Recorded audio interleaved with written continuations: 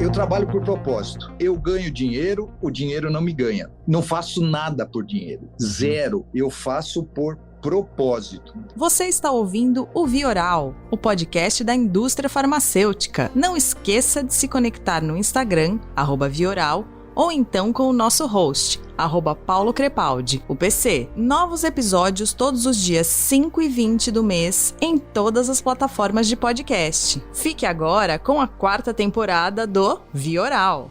Olá, ouvintes do Vioral, sejam bem-vindos a mais um episódio. Hoje eu trouxe o convidado Wilson Borges para contar um pouquinho pra gente sobre futebol, indústria farmacêutica e educação médica continuada. Wilson, seja bem-vindo. Obrigado, Paulo. Bom dia a todos. Prazer grande estar podendo aqui participar com você e compartilhar um pouco, da minha história, da minha vida no segmento farmacêutico, Esse ano eu estou completando 40 anos na indústria farmacêutica, então nada mais apropriado de aproveitar esse momento para fazer uma revisão desses 40 anos. Exatamente, e é isso que eu quero fazer, que você conte um pouquinho essa sua história, porque você é o único convidado que tem uma página no Terceiro Tempo do Milton Neves. Para quem não conhece, o Milton Neves tem uma página que chama Que Fim Levou, que ele conta a história de jogadores de futebol e que fim levou esses jogadores de futebol. E o Wilson Borges tem uma página dedicada lá pra ele, porque eu vou puxar aqui meu saco um pouquinho, mas o Wilson começou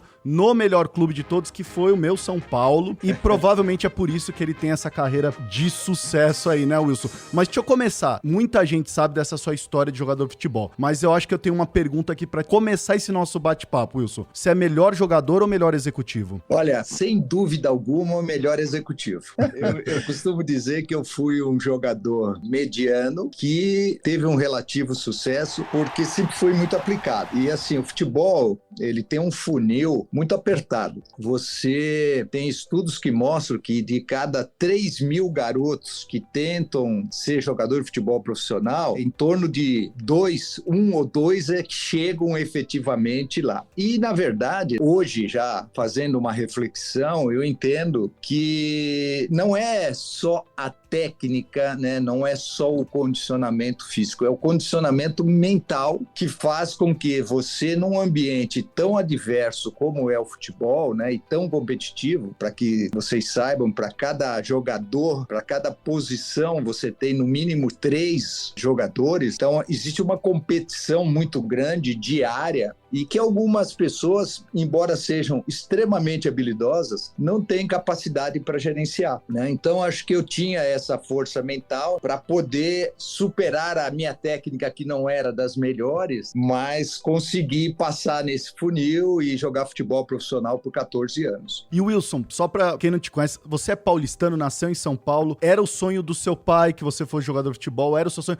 Porque assim, ser jogador de futebol no Brasil é o sonho de muita gente, de meninos e meninas. E você conquistou esse sonho de ser jogador de futebol. O que era? O seu pai tinha esse sonho, você tinha esse sonho, você é daqui de São Paulo? Conta um pouquinho sua história lá. Eu sou de São Paulo, sim, sou aqui do Itaim Bibi, Minha família toda era daqui, e realmente era o meu sonho. Meu pai, sem dúvida alguma, meu pai também era apaixonado por futebol, mas acho que desde que eu me conheço por gente, eu tinha 2 sonhos, Um era ser profissional de futebol e o outro era jogar no Maracanã. Então, graças a Deus, eu consegui realizar os 2 sonhos. E isso, viu, Paulo, fez muita diferença na minha vida pós-futebol. Eu sou um daqueles abençoados que, aos 30 anos de idade, era um ser humano realizado. Qualquer coisa que eu fizesse, eu estaria feliz, porque eu realizei meus 2 maiores sonhos. Fui jogador de futebol profissional, joguei no Maracanã, joguei em vários estados, joguei na Europa, tive grandes treinadores, enfim, eu me realizei muito no futebol. O que eu senti no dia que eu entrei no Maracanã pela primeira vez, eu sei que mesmo que eu ganhe na Mega Sena 100 vezes, eu nunca mais vou sentir. Acho que isso é o grande diferencial. Já que você falou de sentir isso, que sentimento é esse? É pra gente que não tem ideia e só imagina, né? Um sentimento que é realização, é um sentimento de orgulho. Que sentimento que é esse, Wilson? Eu acho que, assim, é um sentimento de realização, de sonho realizado, que nem todo mundo consegue. Um sonho que você... Eu durante os anos que eu joguei futebol, eu comecei a jogar com 14 anos, e isso é muito interessante, porque eu sou de uma família muito humilde, humilde, como a grande maioria dos jogadores de futebol. Nasci num fundo de quintal com parteira e luz e lampião. É realidade isso. E eu comecei a jogar futebol aos 14 para 15 anos no São Paulo. Mas antes disso, eu era office boy da Mead Johnson. Então, eu era da indústria farmacêutica como boy. Eu saí da indústria farmacêutica, eu ganhava, sei lá, 50 qualquer coisa, não lembro qual era a moeda da época, para ser office boy, e assinei um contrato com São Paulo para ganhar 100. Então, cara, para mim, imagina, ganhar o dobro do que eu ganhava para fazer o que eu mais sonhava, era uma realização muito grande. Então, sim, eu acho que o diferencial tá aí. Disputei 3 campeonatos brasileiros, enfim, eu fui bem realizado no futebol, mas, né, Deus tinha preparado para mim uma outra vida que ia me fazer tão ou mais realizado do que o que eu tinha no futebol. E esse link que eu queria fazer, Wilson, quando você ficou mais nervoso, ao pisar no Maracanã ou pisar numa sala quando você se tornou a primeira vez um diretor-geral CEO de uma farma? Eu acho que foi pisar no Maracanã, porque assim, quando você... E nesse dia estava minha mãe, estava um monte de gente da família lá no Maracanã que foram assistir o jogo, né? Você repensa toda uma vida. Na indústria farmacêutica, né, as coisas foram acontecendo naturalmente. Então, quando eu cheguei à presidência, eu já tinha um histórico de muitos anos. De certa forma, eu estava bem preparado, menos do que eu achava que eu estava, mas eu estava bem preparado para assumir aquela posição. Então, o frio na barriga foi menor, mas tem. E assim, o frio na barriga, para mim, é uma coisa que não pode desaparecer da sua vida. Costumo dizer assim, ó, se não der frio na barriga, não é bom o suficiente. As grandes coisas acontecem quando você toma grandes riscos. Sim. Aqui na indústria, para mim, é a mesma coisa, né? Eu comecei recentemente a assumir uma nova posição, né? E eu chego aqui todos os dias com essa motivação, com esse frio na barriga, e falar, pô, e hoje fazer isso, fazer aquilo, né? Então, acho que o frio na barriga, ele tem que ser sua mola propulsora. É o que te faz realmente ir além dos seus limites. Ó, só pra gente ter aqui, Wilson, precisa fazer uma listinha. Alguns clubes, né? Então, São Paulo, Palmeiras, você falou Europa, foi pra Grécia, no Panathinaikos, né? Teve uma série de clubes que o Wilson jogou. Agora, faz a listinha das indústrias farmacêuticas que você trabalhou também, Wilson. Eu faço 40 anos esse ano de indústria farmacêutica, em dezembro, janeiro, e a maior parte da minha carreira foi Pfizer, 21 anos na Pfizer. Em 2 períodos, eu fiquei 15 anos direto, depois saí, fui para Roche. Fiquei mais 3 anos e meio na Roche, a Pfizer me levou de volta, fiquei mais 5 anos e depois Medley também 2 vezes, uma como diretor comercial e mais recentemente como CEO. Zambon, que eu fui presidente do Brasil e da América Latina por 5 anos, e Natulab como presidente também, 5 anos. Então, e eu costumo dizer que eu fui muito afortunado, porque eu tive a possibilidade de trabalhar em várias culturas. Fui criado na cultura americana, fui para a cultura suíça, depois tive na cultura nacional, tive na cultura francesa, italiana, e isso me deu a oportunidade de conhecer muita coisa positiva de cada uma das culturas e, acima de tudo, me fez entender que cultura é uma coisa que não se muda. A cultura de uma empresa é muito difícil de ser mudada. Você tem que encontrar uma forma de entender, se adaptar sem perder sua essência. Então, assim, essa minha transição em diferentes culturas foi uma das coisas mais positivas que aconteceu na minha carreira. Agora, isso que eu fico curioso é que, por ser jogador de futebol, a história que a gente conhece é que o cara se dedica ao esporte e não tem tempo de estudo. Tem uma hora que você tem que decidir, ou você é atleta profissional, em que momento, ou quem te falou assim, vai se formar, vai fazer uma faculdade, foi coisa sua, quem que te falou? Foi algum técnico que te falou? Porque você jogou com técnico, eu sei que você jogou com alguns técnicos que foram cascão. Essa coisa de pai, formar família, você jogou com um cara que eu acho que é o precursor desse negócio de formar família, que é o Brandão, né? Brandão. O Oswaldo Brandão, eu me lembro das histórias, ele tinha muito isso, né? De ser o paizão. Ele era muito mais motivacional do que estratégico, né? Sem dúvida. E eu acredito que foi ele que te levou pro Palmeiras, porque ele ele foi campeão paulista pelo São Paulo em 70, né? Acho que é isso. E depois ele foi campeão paulista pelo Palmeiras na sequência. E ele tirou muito clube da fila, né? O Brandão. Foi ele que te incentivou executivo. Onde que entrou o estudo nessa história? Então, eu faço uma palestra, né, que conta essa minha transição, né, da vida de atleta para a vida profissional. Eu procuro passar sempre uma mensagem muito positiva em relação a isso, né? As pessoas têm um monte de dogmas de que, eu já tô velho para isso, não dá mais para aquilo. Então, assim, eu cheguei na indústria farmacêutica aos 30 anos, sendo que a única coisa que eu tinha feito antes desses 30 anos era jogar futebol. Eu não tinha curso superior, eu não falava inglês. Enfim, quando me perguntavam o que você sabe fazer, eu falava gol. Né?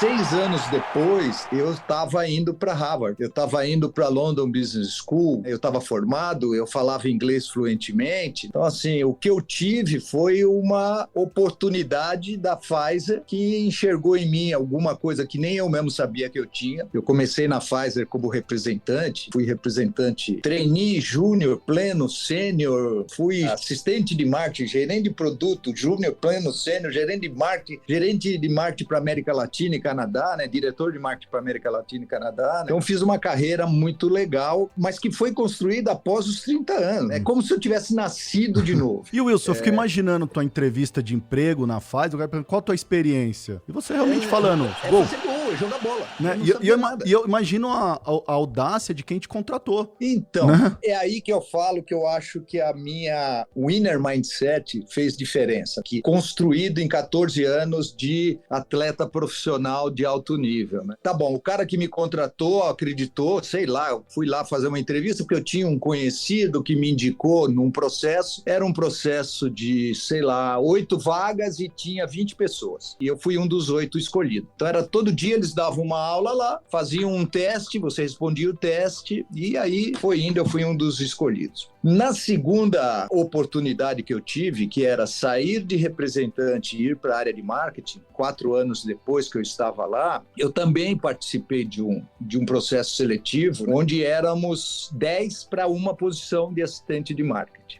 E uma das coisas que caiu nesse teste era um teste de inglês. Eu não falava uma palavra de inglês, nada. O que eu fiz? Eu falei, eu não vou deixar isso aqui em branco, eu vou responder. Li o texto em inglês, não tinha a menor ideia, mas imaginei algo e botei no papel. Passado o tempo, eu fui o cara escolhido, o melhor entre os 10, inclusive o meu próprio chefe, que era o meu GD, participou do processo, e eu perguntei para o diretor de marketing, falei, cara, tá bom, legal, tô super feliz, né? Fui o cara escolhido, mas eu não falo inglês, como é que foi minha participação? Ele falou, não, aquilo não era um teste de inglês, era um teste de criatividade. Então, foi a minha atitude sempre que fez a diferença. O que eu levei do futebol para o mundo corporativo? Essa coisa de não acomodação, de treinar muito, não importa se você é o Messi ou Neymar, quem quer que seja. Você tem que treinar muito todo dia. Não tem essa coisa, mas o mês passado eu fiz 120% da cota. O mês passado é história, é outro mês, você tem que fazer outro resultado. Então, essas coisas da mente de vencer, da obsessão, eu falo que eu sou obcecado por entregar resultado. Foi sempre meu guia na indústria. Como eu era um cara realizado, isso é importante, sabe? Nunca pensei em quanto eu ia ganhar, se eu ia ter promoção, nada. Eu queria ser o primeiro. Quanto é para fazer? 110? Eu quero fazer 130. Então, assim, a minha vida na indústria farmacêutica, ela foi uma vida de grandes entregas. Eu não me preocupava com nada, né? Assim, você precisa hoje sair com o presidente para visitar uns médicos. Vamos embora, o que eu faço é isso, cara. E isso me deu uma vida na indústria farmacêutica muito vitoriosa, né? Eu tive 8 promoções em 6 anos. Eu te diria mais de 80% do que eu aprendi no futebol nos meus modelos de gestão, que é lidar com pressão, que é decidir, né? O jogador de futebol decide a cada segundo. Recebeu a bola. Você não vira pro treinador e fala, e aí, vou dominar, vou cabecear, vou chutar, você tem que decidir. E você se acostuma que você decide bem é aplauso, decide mal é vaia. E essa vaia não fica ali no estádio. A vaia vai pro seu filho, vai pra sua mulher, vai pro seu pai, pra sua mãe. Você liga a televisão, estão metendo o pau em você, você pega um jornal, estão metendo... Então, assim, é um estresse muito grande a cada 3 dias. Eu falo, hoje a minha vida, depois que eu fui para a indústria, é fácil. Eu sou provado a cada 30 dias. Eu estava acostumado a ser provado a cada 3 dias. Então, eu peguei muito disso como essência, né, para o meu modelo de gestão. Cara, você tem que estar envolvido nos grandes projetos. Se você se esconde quando aparece um projeto, você nunca vai ser lembrado. Ou se você vai para aquele projeto e vai muito mal, você vai tomar vaia. Então, assim, tem muita correlação nessas coisas. Tem. Muita. Ô Wilson, 40 anos celebrando agora. Acho que tem muita gente que se pergunta assim, pô, o cara foi jogador, já foi CEO, diretor já de várias empresas. Por que ele não para, se aquieta? Deve ter muita gente que fala assim, eu estaria aposentado, viajando, curtindo... Wilson, por que você não para? Porque agora, o Wilson não falou, mas agora ele assume como CEO de uma empresa de educação médica continuada. Até mandar um abraço aqui pro meu querido amigo Michel, né, o Douglas, da MD Health. Você não para. Por que você é inquieto assim? Porque eu tenho paixão pelo que eu faço.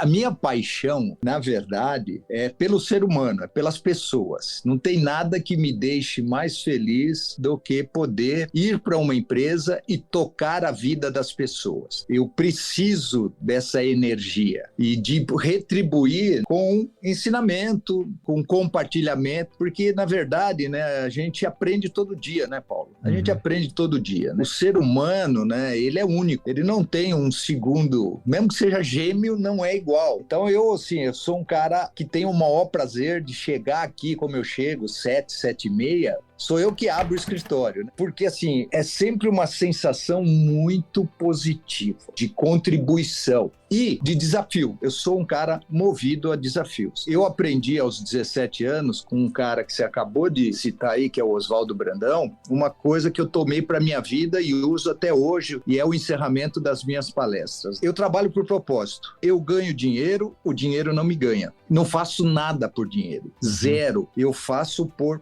propósito. Cada empresa que eu entro, eu tenho um propósito de fazer aquela empresa ser reconhecida, fazer aquela empresa ser grande e fazer os profissionais que vivem naquela empresa serem felizes e crescerem junto com ela. Então, parar, eu consegui ficar 2 meses. Eu vinha há muitos anos falando para minha mulher, não, vou aposentar.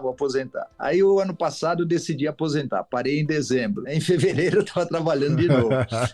Foi uma aposentadoria de 2 meses, parcial ainda, porque nesses 2 meses eu fiz uns projetos de mentoria, que eu faço também, e fiz um projeto específico de gestão para uma outra empresa. Então, não dá. Ficar parado realmente não dá. Eu costumo dizer aqui que para os mais antigos, é o meu banco imobiliário. Eu brinco aqui, eu me divirto aqui. Isso aqui não é trabalho. Eu até me surpreendo que às vezes eu ganho dinheiro com isso. Não é isso. Eu tenho muito prazer, tenho muito orgulho da carreira que eu fiz. Eu gosto de contar minha carreira, não para me valorizar demais, não é isso, não. Eu gosto para servir de estímulo para aquelas pessoas, né, que imaginam que não pode mudar de rumo. É muito tarde para fazer isso. Eu falo, cara, eu cheguei com 30 anos, eu não sabia nada. Né? E eu virei presidente de várias empresas. É possível. Você tem que acreditar em você. E Wilson, você agora foi para o mercado de educação, bem diferente do que você estava atuando, apesar de estar dentro da indústria da saúde, mas é diferente, porque você passa agora de produto para serviço e passa a lidar, lógico, lidava com profissionais da saúde antes, mas agora ele é teu cliente principal, o profissional da saúde. É muito diferente. O que você viu? A gente sabe que o mercado de educação, principalmente EdTech, mercado que está decolando aqui no Brasil. O que você enxergou para assumir esse desafio? Eu acho que principalmente isso. Assim, a gente é a empresa certa, no lugar certo, na hora certa. Quando eu cheguei aqui, que eu conheci o projeto, eu conheci porque os novos controladores da empresa, a empresa foi comprada, o seu controle acionário foi comprado agora recentemente, e o controlador, o novo controlador, ele fez mentoring comigo 2 anos. E ele me convidou para falar, ele falou assim, você me ajuda aqui, eu estou querendo comprar um negócio, você faz uma análise para mim e tal. Eu falei, olha, eu faço, mas com uma condição. Nunca, em hipótese alguma, eu serei o CEO, tá bom? Ele falou, não, tá bom, não sei o quê. 3 meses depois, eles me convenceram do contrário, né? Então, assim, quando eu olhei o negócio, eu fiquei assim, o olho brilhou. Eu falei, cara, o que tem de oportunidade aqui, nesse segmento, nesse negócio, e mais, né? O que tem de coisa para eu aprender. Eu estou aprendendo todos os dias muito. Eu costumo dizer que um exemplo para mim dessa coisa, eu estou na meu terceiro ciclo profissional. Tive uma vida de atleta, outra como CEO de farmacêutica e agora eu estou como CEO de um negócio de serviço. O meu modelo é o Roberto Marinho, que aos 61 anos criou a Globo. 61 anos. Ele construiu essa gigante. Então, o que me fez realmente, de fato, aceitar, assumir esse desafio, é olhar para a oportunidade. Esse é o negócio, não é do futuro, né? É do presente. Você vai todos os dias se moldando a esse negócio, mas na essência, sabe, Paulo? Tudo é uma questão de gestão de pessoas. Se você me pergunta quanto do seu tempo você gasta com cada uma das suas atividades, eu te diria que 80% é estando junto das pessoas, é ouvindo as pessoas da empresa, atendendo necessidades, é engajando as pessoas. Independente do negócio que você esteja, quem faz a diferença são os colaboradores. Sim. Ponto. E se você cuida bem, se você entende bem, se você consegue, não é fazer tudo o que eles querem, mas consegue com que eles entendam que as coisas que você faz, por mais que eles possam não gostar, tem boa intenção, a coisa funciona. Então, assim, hoje eu me sinto realmente um especialista em gestão de pessoas, em engajamento de pessoas. Eu acho que isso me dá muito prazer. Wilson, a pandemia é o teu jogo mais difícil na sua história dentro da indústria farmacêutica? Você já passou por outras situações não similares igual à pandemia, mas tão difíceis quanto? Olha, eu fiz algumas lives falando sobre isso. Eu acho que não tem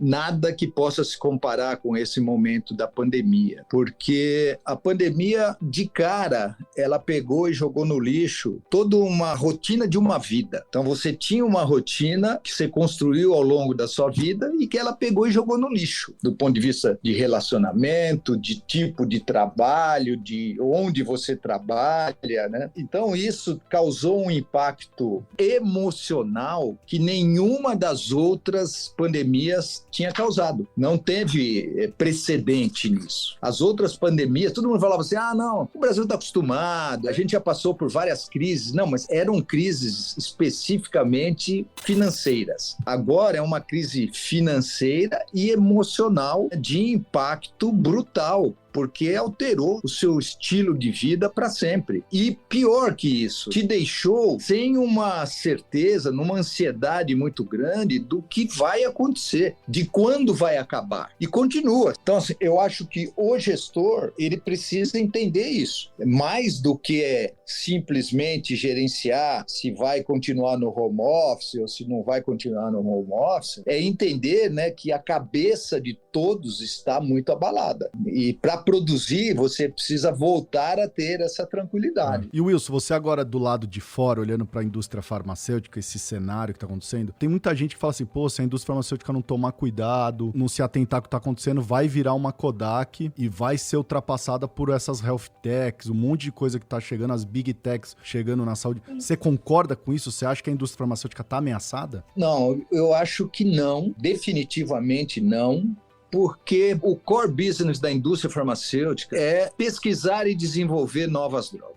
Esse expertise é muito difícil de ser copiado por outro segmento. Ela tem esse expertise. E cada vez mais esse desenvolvimento de produtos fica complexo, fica caro. Nas grandes empresas hoje que estão focadas aí em oncologia, que estão focadas em hematologia, que estão focadas em produtos de alta complexidade, o investimento delas é de 6 bilhões por ano em pesquisa e desenvolvimento. Se você pegar aí as multinacionais, o negócio de primary care já não é o grande negócio deles. Está basicamente na mão das nacionais. Eles estão cada vez mais nichando no mercado de alta complexidade. Mas a indústria continua tendo um papel preponderante na vida das pessoas. Sem dúvida alguma. Hoje você não quer só viver mais, né? Você quer viver mais com mais qualidade de vida. Então, essa é uma parte que a indústria tem participação efetiva. Agora, Wilson, 40 anos, dá para falar que você teve um feeling, um insight. O que você viu nessa área de educação? O que você tá vislumbrando aí? Conta um pouquinho pra gente aí, dá um spoiler pra gente. O que o Wilson Borges tá enxergando que ninguém enxergou? Os novos acionistas enxergaram.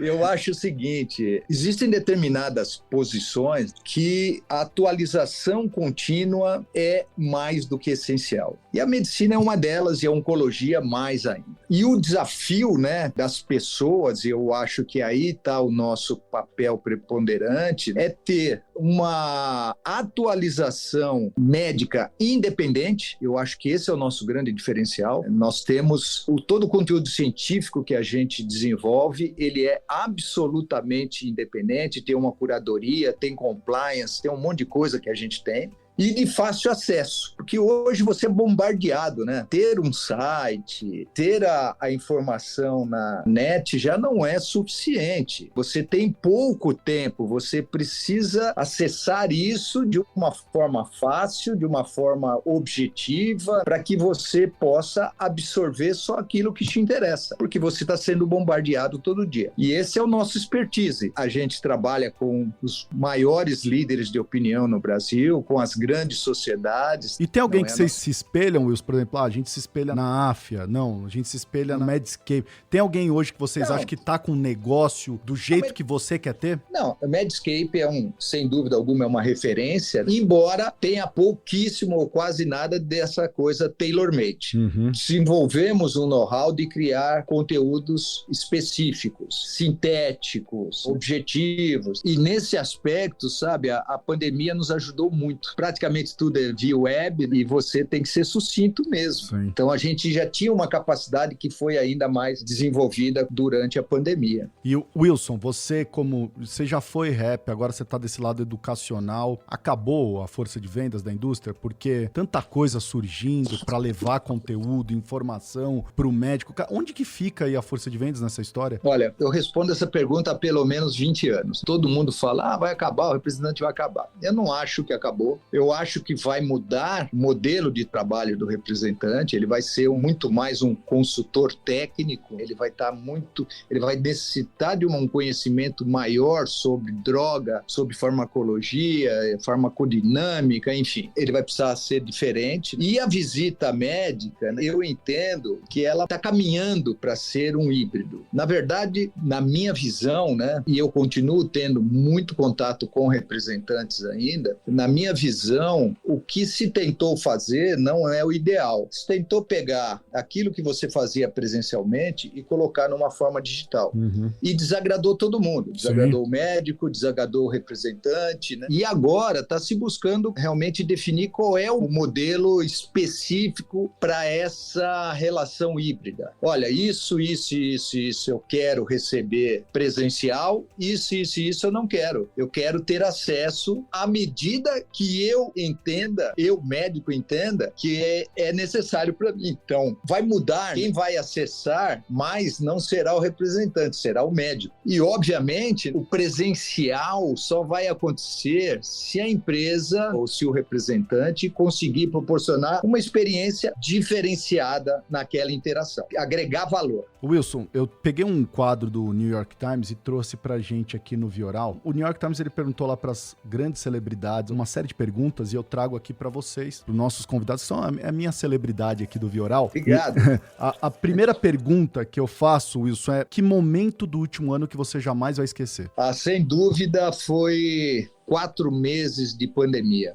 Realmente foi uma revolução e que mexeu demais comigo e eu acho que a maioria dos gestores, porque você ter que gerenciar crises presencialmente é uma coisa, da sua casa é outra muito grande. Eu me senti meio perdido. Nós tivemos muitos problemas, ninguém sabia bem quais eram as regras dos protocolos de segurança. Você teve que, do dia para a noite, criar um monte de regras, de readaptar a sua empresa. Tinha uma empresa onde eu tinha 1.000 colaboradores no interior da Bahia, com realidade totalmente diferente do que acontecia em São Paulo. Mas, por outro lado, eu tinha 35 colaboradores aqui em São Paulo, tinha mais um grupo na rua. Então, assim, você teve que repensar a empresa de casa. Então, a sensação era muito ruim, a insegurança também, porque você não tinha ideia, ninguém tinha ideia o que era aceitável e o que iria acontecer no mês seguinte. Então, eu acho que eu nunca me senti tão inseguro como eu me senti nesses 4 primeiros meses de pandemia de 2019, que foi de março a junho de 2019, foi um período muito difícil. Se você soubesse que a gente estaria isolado por tanto tempo, o que seria ter feito de diferente, Wilson? Olha, eu acho que eu teria treinado mais as pessoas para serem independentes. No nosso segmento em especial, né? É um segmento muito conservador, é um segmento muito hierárquico, mas para muitas empresas que não praticavam um modelo de gestão com autonomia e responsabilidade, foi um período bem difícil. Então, por mais que eu tivesse sempre esse conceito, não eram todas as áreas da companhia que estavam preparadas para essa autonomia. Então, se eu pudesse fazer diferente, era acelerar esse processo. Quando você chega numa empresa, não dá para você mudar tudo do dia para a noite. Você tem que fazer por etapas, né? E a gente estava numa etapa lá de evolução nesse sentido, mas ainda não estava assim tão solidificado. O que você espera do futuro, Wilson? Cara, eu sou um cara que não fico pensando no futuro. O futuro para mim é hoje. Então, eu não fico projetando coisas. Eu sempre entendi, né, que o que importa sempre é o que você faz, é como você faz e não o que você faz. De novo, né? O jogo mais importante é sempre o seguinte: eu estou sempre preparando a minha cabeça, a minha mente para entregar mais, para ter mais dificuldade. Mas eu não fico pensando lá na frente, eu fico pensando na execução de hoje, porque esse é o grande problema, né? Não adianta você ter planos de 5 anos, planos se você no hoje não está executando bem, né? Você não pode perder o foco. CEO, eu tenho uma responsabilidade de olhar o futuro e projetar, e fazer um planejamento estratégico para frente, mas eu não perco nunca o foco no hoje. Eu acho que o hoje é que bem feito é que te leva para algum lugar. Mas eu acho sim que a gente as empresas estão mudando para criar. Eu acho que o colaborador mudou demais nesse período da pandemia, não tenho dúvida, né? Cada vez mais ele quer algo que seja bom para a vida profissional, mas também para a vida pessoal dele. Então, gestão das pessoas vai mudar, está mudando muito, né? As pessoas querem trabalhar num local onde ela possa ser ela de verdade. Sem dúvida. E não ser aquilo que agrada o chefe, que agrada o chefe do chefe, né? Acho que essa é uma grande mudança que os gestores vão ter que enfrentar, né? Nesse pós-pandemia. Eu vejo já exemplos de pessoas que você dá uma promoção, ela fala que não quer, porque eu vou perder qualidade de vida. Eu estou feliz com o que eu ganho, eu estou feliz com o que eu faço. Isso, 10 anos atrás, 15 anos atrás, era uma heresia. Você seria demitido. Falar assim, Paulo, você vai ser promovido. Você fala, olha, eu não quero, obrigado, te agradeço, tal. Estou feliz, né? Então, assim, e a outra coisa, né? Ele tem que enxergar propósito no que ele faz. Ele tem que entender qual é o papel dele naquilo que ele está participando. E o que é que ele ganha se aquilo for bem feito. Sim. E quando eu falo ganha, não é monetariamente falando, sabe? É ganha como ser humano, como experiência de vida, como felicidade. Todas as empresas que eu assumo já há mais de 20 anos, eu sempre chego e digo, olha, só tem 2 coisas importantes para um colaborador ficar com a gente muito tempo. Praticar os nossos valores. Você conhece os nossos valores? Pratique. E a outra é ser feliz. O colaborador que não é feliz, ele, de alguma forma, ele não entrega tudo que ele poderia entregar. Então, não adianta você, como gestor, se enganar. Mas eu pago bem. Mas não é assim. E agora, menos ainda. Menos ainda. Eu vejo que, assim, tem gente trabalhando em casa que está muito feliz, cara. Com certeza. É o grande embate agora, né? Que é o home office versus o office, né? Então, como tem outros que não, eu me dou como exemplo. Eu gosto de estar aqui no escritório, eu gosto de ter contato com as pessoas, né? Aí você vai falar, mas vai ficar assim? Eu não sei, sinceramente, eu não sei. Se você conversa com gestores, outro dia eu participei de um simpósio aí com presidentes de muitas empresas, convidado pela Anshan, lá de Ribeirão para fazer uma palestra para 20 presidentes da região lá do interior. Você nota que as pessoas entendem de uma certa forma que o home office está funcionando bem, no momento em que todo mundo está de home office. Eu não sei o que vai acontecer a hora que acabar a necessidade de fazer. O home office vai ser opcional. Eu não sei. Sinceramente, para mim ainda é um question mark. Ah, sem dúvida, para todo mundo, eu acho. Ao mesmo tempo que você fica mais próximo da família, é muito difícil para a sua saúde mental você comer, dormir, trabalhar e fazer exercício com criança correndo pela sala, entendeu? Sim. Então, tem gente que vai se adaptar e tem gente que não vai. Mas, de novo, não sei como vai ser na hora que o mundo deixar de fazer home office oficialmente. O home office passa a ser uma opção. Aí é que o bicho pega. É verdade. É aí que a gente vai ver a realidade. Agora, ainda tem um pouco dessa coisa meio híbrida, né? Sim. Entre o home office e o presencial. Eu não poderia encerrar o nosso bate-papo sem te fazer duas perguntinhas que estão me remoendo aqui. Diga. Primeira perguntinha, depois de 40 anos na indústria farmacêutica, qual que é seu status com o futebol? Você tá tipo Eric Johnson, Renato Gaúcho e Romário fazendo futevôlei lá em Ipanema, ou você nunca mais jogou? Eu jogo. Eu costumo dizer que hoje eu entro em campo e jogo quando deixam. Mas assim, sei lá, faço 3, 4 jogos por ano com um grupo aí de ex-jogadores, Ademir da Guia, que é meu exemplo, né? O Ademir tem 75 anos, cara, e ele não quer sair nunca. Ele entra em campo e ele quer jogar até o fim, né? Todo mundo reveza e ele não quer. Ele treina pênalti até hoje, é uma coisa incrível. Mas eu jogo com esse pessoal aí umas 4 vezes por ano. Tenho contatos, assim, alguns vêm aqui, me visitam no escritório. No meu aniversário, normalmente vem aí uns 8, 10, a gente faz aí uma comemoração, enfim. Esse é o meu contato. E sou torcedor do Timão. É isso que eu ia te... Essa seria a minha segunda pergunta. Qual que é seu time? Mas você já me respondeu e eu tinha certeza. Ninguém é tão perfeito assim. Rapaz, eu falo que eu sou um corintiano, porque eu sou um dos poucos... E do trio de ferro foi o único que você não jogou, hein? Então, eu tenho na minha casa, a camisa do Corinthians e a do Palmeiras, uma do lado da outra. E eu sou o único corintiano que gosta do Palmeiras. Tenho 2 filhas palmeirenses, um genro palmeirense e um São Paulino. Mas, de novo, assim, sou apaixonado pelo Corinthians, tenho 2 cadeiras lá no estádio, vou praticamente todos os jogos, espero voltar a ir, mas eu demorei, sabe, Paulo, assim, quase 10 anos para voltar a ser torcedor de futebol. Família toda minha é corintiana roxa. Eu me lembro do meu primeiro treino no Palmeiras, meu pai estava na arquibancada, caía lágrima do olho dele. Né? Eu tive uma relação com o Palmeiras muito boa. Sim, né? Sem dúvida. Então, sempre tive muitos amigos. E eu demorei muito a voltar a treinar. Eu ia no estádio assistir qualquer jogo e eu acabava o jogo e ia pro vestiário. Conhecia todo mundo. Tinha muitos amigos. Então, até eu perder mais essa relação aí, eu não conseguia torcer como eu torço hoje. De gritar, de ir lá e fazer festa, que é, pra mim, a coisa mais bacana que tem, né? No futebol é a festa da torcida. A briga não, mas a festa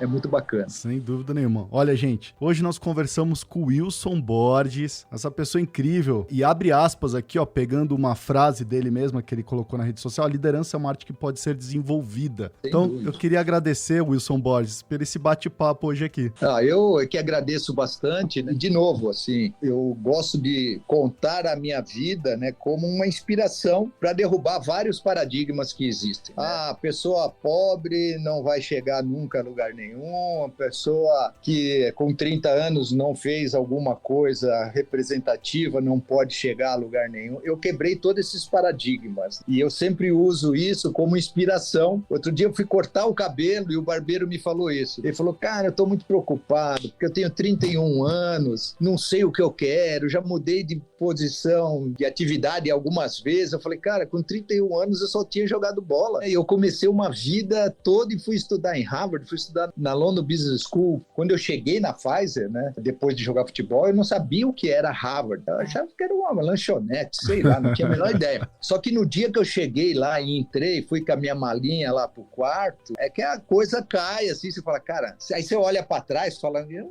jamais poderia prever que um dia eu estaria dormindo nesse quartinho aqui, estudando nessa mega universidade. Mas sempre digo o seguinte, sabe, Paulo, eu sou muito cristão, Deus foi muito bondoso comigo sempre, sabe, de me colocar nos lugares certos e eu, com essa minha cabeça de sempre querer mais, mas não é um querer mais a qualquer preço, fui conseguindo achar esse caminho na vida. Sem dúvida nenhuma. Olha, gente, esse então foi mais um episódio do Vioral e eu fui. Você ouviu o Vioral, o podcast da indústria farmacêutica. Para se conectar é fácil, vioral.com.br, @vioral no Instagram, ou então envie um e-mail para vioralhealthcare@gmail.com.